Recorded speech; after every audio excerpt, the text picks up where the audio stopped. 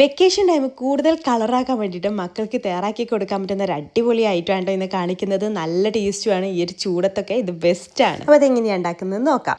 1/2 teaspoon നെയ്യിൽ സേമിയ ഒന്ന് വറുത്തെടുക്കാം. അതിലേക്ക് 1/2 ലിറ്റർ പാലും ചേർത്തിട്ട് നന്നായിട്ടൊന്ന് വേവിച്ചെടുക്കാം. ഇത് തിളച്ച് വന്ന് അത്യാവശ്യം വെന്ത് വന്നിട്ടുണ്ട്. ആ ഒരു സമയത്ത് നമുക്കതിലേക്ക് മധുരത്തിന് ആവശ്യമായിട്ടുള്ള പഞ്ചസാര ചേർത്ത് കൊടുക്കാം. പിന്നെ കസ്റ്റാർഡ് പൗഡർ കുറച്ച് പാലിൽ നന്നായിട്ട് മിക്സ് ചെയ്തെടുത്ത ശേഷം അത് ഇതിലേക്ക് ചേർത്ത് കൊടുക്കാം. ചെറിയ തീയിലിട്ടിട്ട് ഇതൊന്ന് കുക്ക് ചെയ്തെടുക്കാം. ഈ ഒരു തിക്നെസ് ആകുമ്പോൾ നമുക്ക് മാറ്റി വെക്കാം.